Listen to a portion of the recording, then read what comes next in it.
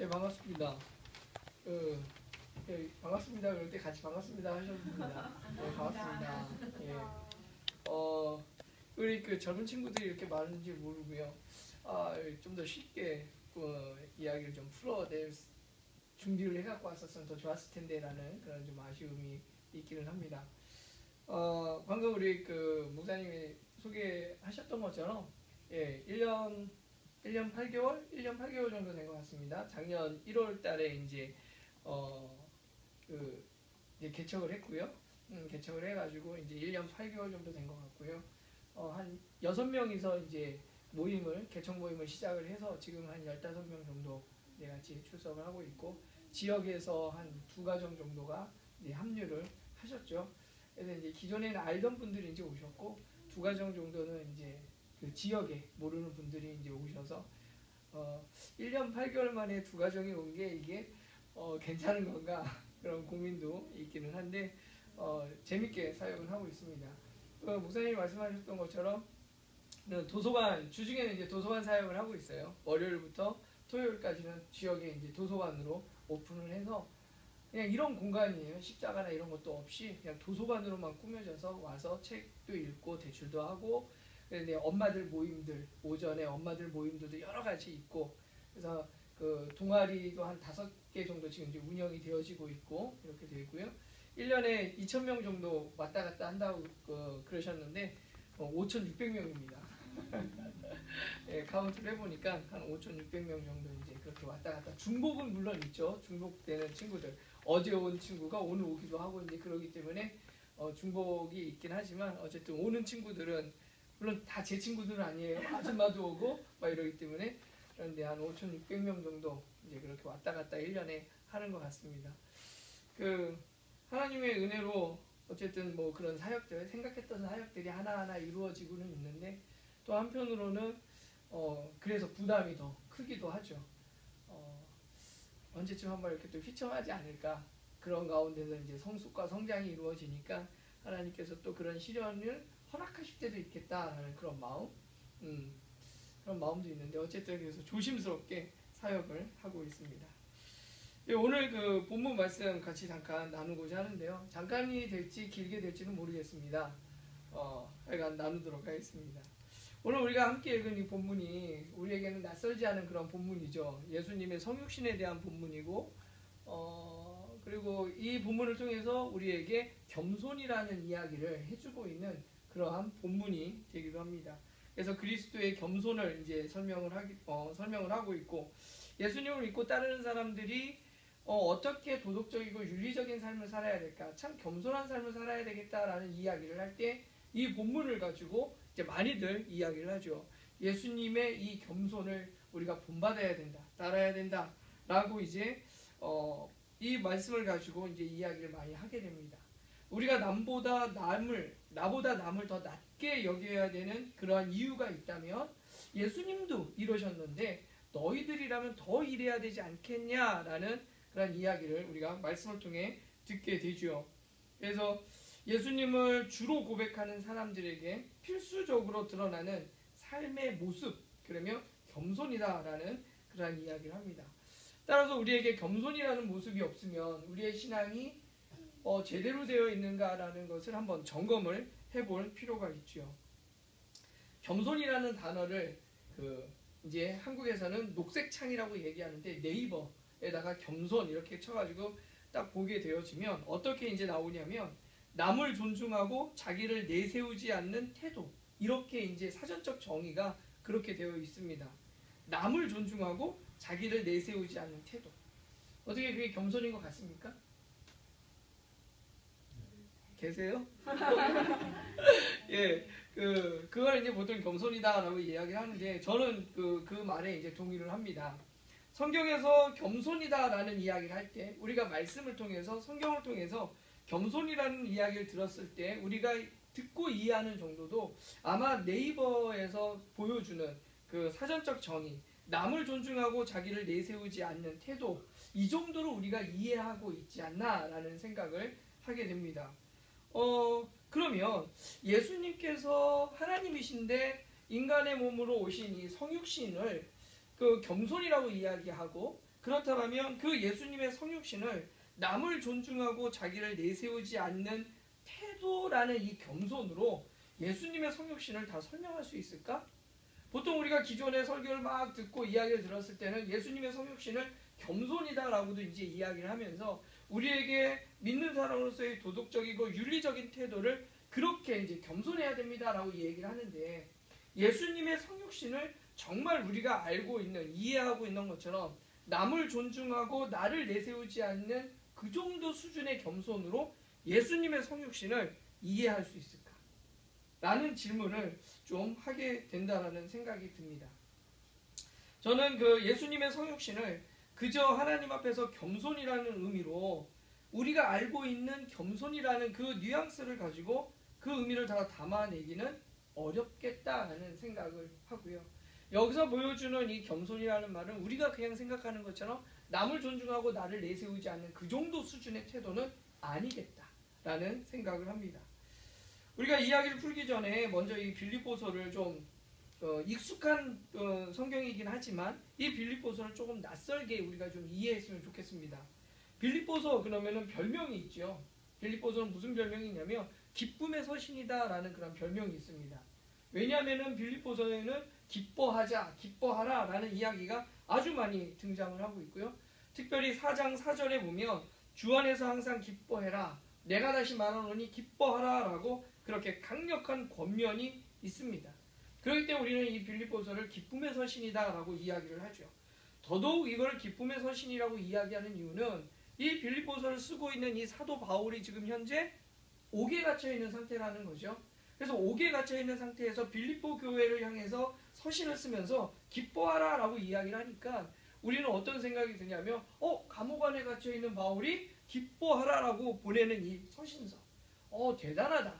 그러면서 이 바울 서신의 이 빌립보서를 기쁨의 서신이다 라고 우리가 이야기를 하는 거죠. 그러면서 우리는 이렇게 생각합니다. 이 사도 바울은 대단한 신앙을 갖고 있구나 라고 생각을 하는 거죠. 사도 바울이니까, 그냥 바울도 아니고 사도 바울이니까 엄청난 이 믿음의 내공을 갖고 있기 때문에 사도 바울은 충분히 이럴 수 있을 거다라고 생각을 하는 거죠. 사도 바울은 역시 대단해, 이렇게 생각한다는 거예요. 그러면서 우리는 어떻게 생각하냐면 사도 바울은 사도니까 이럴 수 있겠지만 우리는 사도 바울과는 다른 우리는 이렇게 할 수 없을 거야 라고 또 이제 생각을 하기도 하는 거죠. 그런데 저는 좀 다르게 생각하고 싶다라는 거예요. 사도 바울 대단한 믿음의 선배이고 우리가 본받아야 될 그런 분으로 여기는 거 물론 마땅하지만 그거 말고 사도 바울도 우리랑 똑같아, 이렇게 한번 생각해 보자는 거죠. 빌립보서를 쓰고 있는 이 사도 바울의 믿음이나 이런 부분들이 고민과 느끼는 감정이 우리랑 다른 특별한 어떤 믿음의 그 사도 이렇게 보지 말고 우리랑 성정이 똑같은 사람이다 라고 한번 생각하고 빌립보서를 보자라는 거예요. 나랑 똑같은 김 집사님이나 이 집사님이나 이런 분들이랑 똑같은 그런 그냥 일반적인 사람이다 라고 생각을 하고 이 서신서를 한번 보면 어떨까 라는 생각인 거죠. 그러면서 이런 질문을 던지는 거예요. 옥에 갇힌 사도 바울이 정말 기뻤을까? 옥에 갇힌 사도 바울이 정말 기뻤을까? 라는 거죠. 사도 바울은 전혀 두렵지 않고 떨리지 않았을까? 라는 거예요. 정말 두렵지 않고 떨리지 않았을까? 저는 그렇지 않다라고 생각을 합니다. 믿음에 뛰어난 사람 그러면은 그래 두렵거나 떨리지 않았겠지라고 생각할 수 있지만 그게 아니라 그냥 우리랑 똑같은 마음을 가지고 있는 성정이 같은 사람이다라고 본다면 사도 바울은 전혀 기쁘지 않았을 것 같다라는 거예요. 두렵지 않은 게 아니라 두려웠을 거다라는 거죠. 옥에 갇혀 죽음 앞에 있는데 마냥 편안할 수 있는 사람은 아마 없지 않을까라는 그런 생각을 한다라는 거죠. 물론 우리는 이 빌립보서의 끝도 알고 사도 바울의 끝도 알고 그러기 때문에 하나님께서 끝끝내 선을 이루신다는 사실을 우리가 알고 있습니다. 우리가 알고 있죠. 그래서 사도 바울은 어떠한 삶으로 살아갔고 이 사도 바울의 이 기뻐하자라는 이 고백이 그냥 립서비스의 고백이 아니라 실제 진지한 고백이었다는 것을 우리가 알고 있죠. 그러나 그렇다 할지라도 우리 어떤 인간도 자기가 닥친 참담한 상황에 기뻐하거나 즐거워만 할 수는 없다라는 거죠. 견디기도 벅찬데 그 상황을 기뻐한다라는 것은 아주 쉽지 않은 상황이라는 거예요. 성도들의 삶에 있어서 시베리아 같이 차가운 바람이 불 때도 있고, 모르겠어요. 미국 생활도 쉽지는 않을 것 같다라는 생각을 합니다. 머리에 털 나고 나서 처음으로 미국을 왔는데 입국하는 과정부터 못 알아듣는 소리로 막 이야기를 하고 그러다가 이렇게 길 가는 간판에서 한국일보라고 써져 있는 간판을 딱 봤는데 눈이 시원해지는 그 느낌. 야, 내가 읽을 수 있고 읽자마자 무슨 의미인지 알 수 있는 한국일보. 와, 너무 기뻤어요. 너무 이렇게 좋았는데 어쨌든 낯선 이곳에 살고 계시는 여러분들은 쉽지는 않겠다. 비록 여기서 태어났다 할지라도 쉽지는 않겠다라는 생각을 합니다. 시베리아보다 더 차가운 바람이 불기도 하고 적도에 타는 그 뜨거움보다 더한 삶 앞에서 숨이 막히기도 하죠. 그럴 때 목사로 무작정 당신 기뻐하십시오. 하나님의 백성이니까 하나님의 좋은 뜻이 있을 테니까 기뻐하십시오 라고 그렇게 말할 수 있을까? 그게 쉽지 않은 것 같다는 생각이 들어요. 그런 고백을 하기 위해서는 많은 시간이 좀 더 지나야 되고 그 안에서 그 어려움 안에서 하나님의 선한 뜻을 찾아가려고 몸부림치고 그 애씀이 있어야 되는 거죠. 그리고 그 가운데 결국 그것이 승화되어서 선하신 하나님의 뜻을 바라보며 이제 견딜 수 있게 되어지는 거죠. 그렇다고 할지라도 사실 기뻐하기는 쉽지 않다라는 거예요. 바울은 두렵고 분명히 떨렸을 겁니다. 감옥에 갇힌 처지에서 염려되고 걱정되는 것들이 너무나 많았을 거예요. 제가 일주일 남짓 한 열흘 정도 이곳으로 오기 위해서 준비하는 과정에서도 쉽지 않은 것들이 많았어요. 제가 여기를 떠나오니까는 그 있던 자리를 떠나와야 되니까 해야 될 일들이 무척 많은 거죠. 저 아니면 할 수 없는 그런 여러 가지 일들이 있고 여기 왔는데도 계속 문자가 날라오고 전화가 오는 거예요. 전화 받으면 요금이 나가니까 전화는 못 받고 와이파이 터지는 데서 카톡으로 이제 아내한테 이런 전화번호를 계속 전화가 오는데 확인을 해서 카톡으로 얘기해달라. 그랬더니 이제 여러 가지 이제 일들, 도서관의 일들 이런 것 때문에 이제 연락이 온 거죠. 그래서 다시 이제 해서 전화해서 이렇게 조치해달라 그런 이야기들을 했습니다.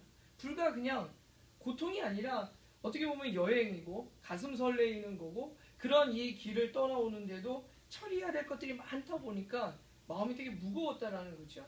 그런데 그 상황이 아니라 그 많은 일들을 버려놓고 복음을 전하고 교회를 세웠던 이 사도 바울이 계속해서 복음을 전해야 되는데 감옥에 갇혀있는 상황인 거죠. 이 처지에서 염려되고 걱정되는 것들이 정말로 많았겠죠. 정말로 많았을 거예요. 기뻐하기는커녕 두려웠을 겁니다. 그런데 왜 바울은 그토록 기뻐하라고 강조했을까라는 거예요. 전혀 기뻐할 수 없는 상황에서 기뻐하라고 선언했다라는 거죠. 저는 여기서 오히려 바울의 처절함을 느끼게 돼요. 바울이 참 처절하거든요. 자신을 향해 기뻐하라고 소리치고 자신을 염려하는 성도들을 향해서 기뻐하라고 요청하지 않으면 자신이 지금까지 믿고 달려왔던 그 모든 것이 부인이 되어지고 무너지는 현실, 그 앞에 서 있는 바울의 처절함을 보는 거예요. 어쩔 수 없이 어려움 가운데서 부인과 좀 이별해야 되는 그런 상황, 사랑하는 부인과 헤어지면서 남편이 뜨거운 눈물을 흘리는 거죠. 입으로는 괜찮아, 여보 나 괜찮아, 나 잘할 수 있어, 걱정하지 마, 염려하지 마, 이렇게 소리치는 것과 동일한 것은 아닐까라는 그러한 생각을 하게 됩니다. 스스로에게 기뻐하자라고 외쳐야만 견딜 수 있는 상황이고 그런 처지가 아닐까라는 생각을 합니다.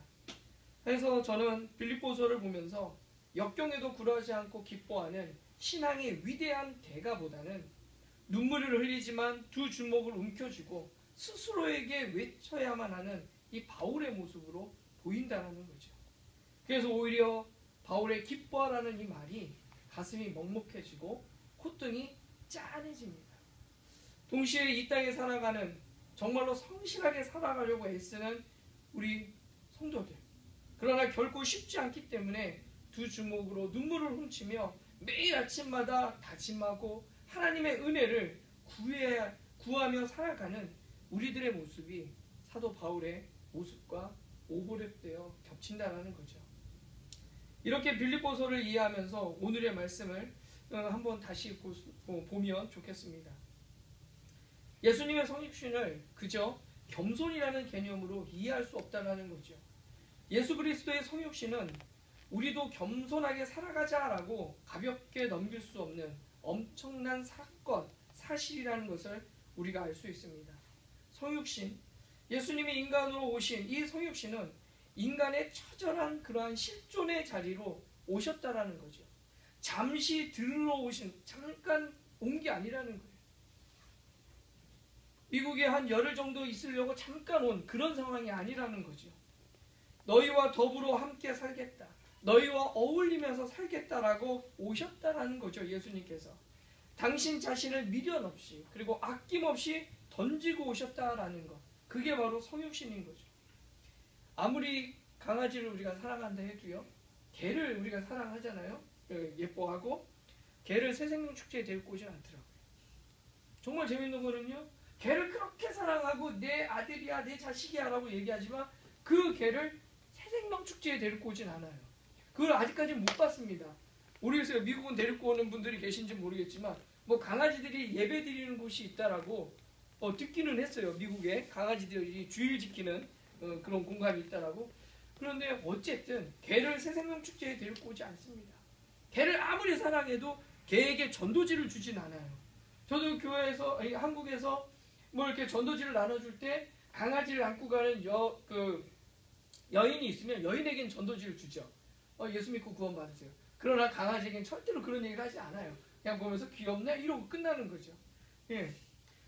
내가 아무리 개를 사랑해도 내가 진짜 개가 되겠다라는 생각을 하지 않는다라는 거죠. 그러나 성육신은 바로 그거예요. 성육신은 우리가 개가 되는 것과는 비교할 수 없는 건 거죠. 하나님께서, 신께서, 창조주께서 인간이 돼서 오셨다는 것, 내가 개가 되는 거 상상할 수 없는 일인데 그거보다도 더 큰 일이 벌어지고 있다는 거죠. 예수 그리스도의 성육신은 단지 인간의 몸을 입고 오셔서 인간의 흉내를 내며 사신 것이 아닌 거라는 거예요. 인간인 척 사신 것이 아닌 거죠. 그냥 한번 인간의 세상을 경험해보자, 그래서 이들을 좀 이해해볼까? 라고 하시면서 오신 게 아니다라는 거예요. 미국도 지금 이제 대선을 앞두고 있겠지만 한국도 선거를 할 때 되면 정치인들이 이렇게 환경미화원의 옷을 입고 가가지고 이렇게 하면서 사진 찍으세요 하고 이렇게 청소도 하고 막 그럽니다. 한 20-30분 그렇게 쇼를 하고 사진을 찍고 그런 다음에 후다닥 다시 옷을 갈아입고 사라져버리죠. 1시간 경험하는 그 일을 가지고 진정으로 그들이 환경미화원의 삶을 알 수 있을까요? 정치인들이? 그건 성육신이 아니죠.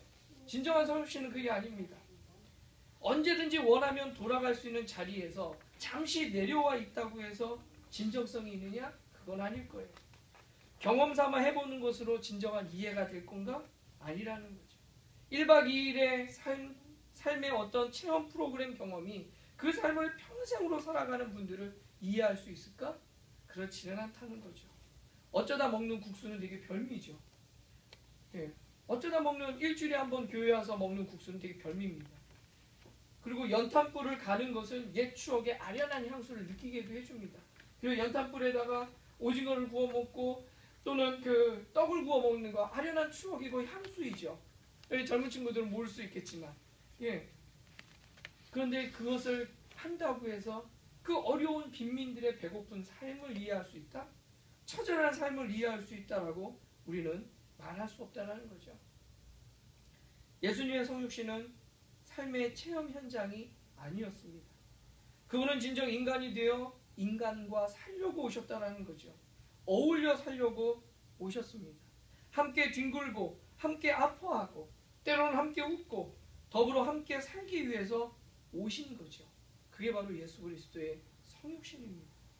인간보다 우월하지만 인간인 척 살면서 마음속에서 나는 신인데 자식들 뭐 하시며 사신 것이 절대 아닙니다. 그렇기 때문에 그분은 진정 우리의 친구가 될 수 있고 친구라고 부를 수 있는 거죠. 우리를 속속들이 알고 우리를 이해하신다는 겁니다. 우리들을 긍휼히 여기시며 우리와 진정 사귐을 나눌 수 있습니다. 나아가 결정적으로 믿는다고 고백하는 성도들을 향해 당신처럼, 당신이 사셨던 것처럼 주 예수 그리스도를 닮는 삶을 살도록 우리에게 요청하실 수 있다라는 거죠. 만약 우리가 예수 그리스도의 성육신을 믿는다면 겸손해야 합니다. 그러나 그 겸손이 좀 전에 말씀드렸던 것처럼 남을 나보다 낮게 여기는 그 정도의 수준, 짐짓 내가 이런 존재인데 너랑 같은 수준으로 맞춰준다 라는 게 아니라는 거죠. 그건 성육신이 아닙니다. 그거는 겸손도 아니라는 거죠.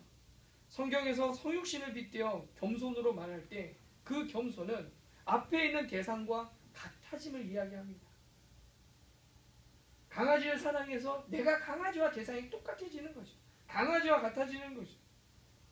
새신자가 오면 선생 노릇을 하는 것이 아니라 그냥 새신자와 같아지는 거죠. 목사와 성도가 같아지는 거죠. 원래 같은 건데 같아지는 거죠. 오직 선생은 예수님 한 분뿐이고 직분이 다르기에 역할은 다를 수 있지만 그 존재로적 신분은 목사도 성도도 동일한 거죠. 우리가 이것을 인식해야 진정한 사귐이 있고 하나가 될 수 있습니다. 질퍽한 삶의 현장에서 더불어 함께 구르며 흙을 묻혀가며 살아야 겸손이고 예수의 마음을 품을 수 있다는 거죠. 거기서 진정한 공동체성이 거기서부터 나오게 되어집니다. 예수 그리스도의 성육신을 다르게 표현한다면 저는 어울림이라고 표현하고 싶습니다. 겸손을 다른 말로 저는 어울림이라고 이해를 합니다. 성도의 겸손, 성도의 어울림. 그런데 그 시작은 어디에 있느냐? 예수 그리스도의 성육신에 기초하고 있다는 거죠. 하여 우리가 먼저 수직적으로 하늘에 어울려야 됩니다. 하늘에 수직적으로 먼저 어울려야 하기 때문에 무엇보다도 우리는 말씀에, 복음에 청작해야 되는 거죠. 이를 통해 하나님의 뜻을 날마다 풍성하고 선명하게 깨달아 나가야 합니다. 그럴 때 하나님의 사랑 앞에 우리가 감탄하게 되고 감동하게 되고 하나님께서 베푸신 사랑이 얼마나 크고 놀라운지 감동하며 감탄하게 되어지죠.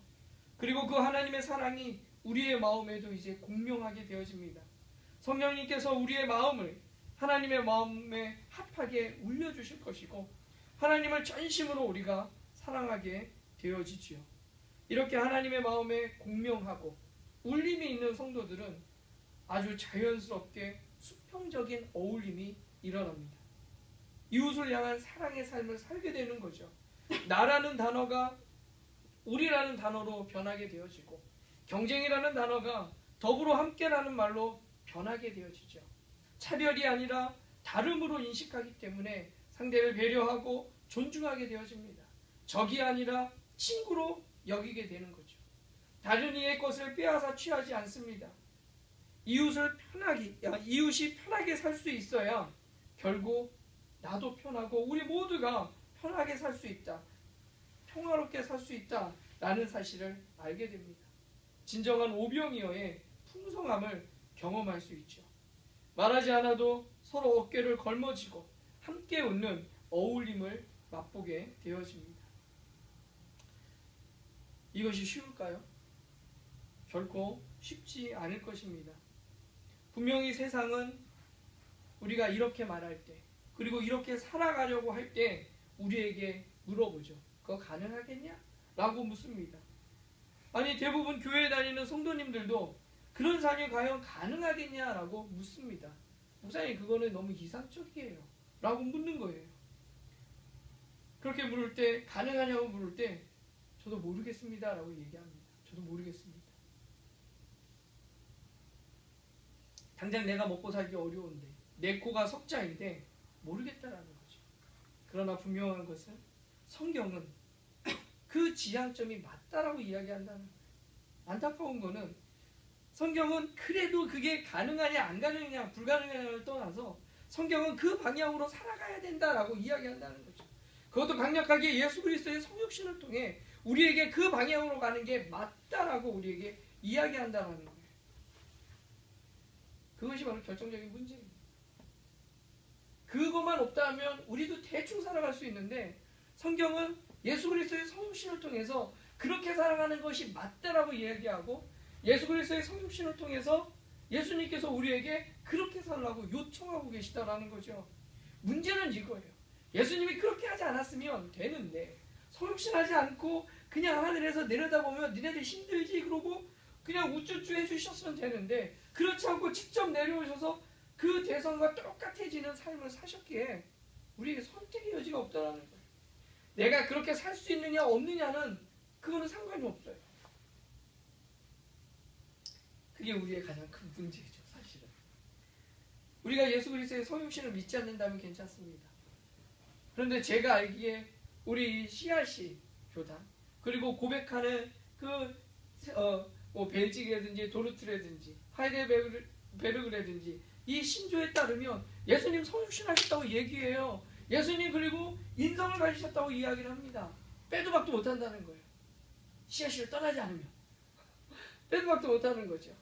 우리가 그 믿음을 고백한다면 가능성이 아니라 당위성을 가지고 갈 수밖에 없다는 겁니다. 성경이 그 이야기를 하니까요.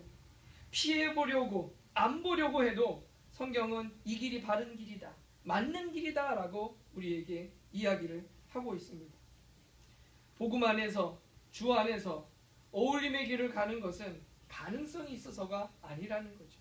그렇게 살아가야 하는 당위성 때문에 가는 겁니다. 이것이 바로 성도의 삶인 거죠.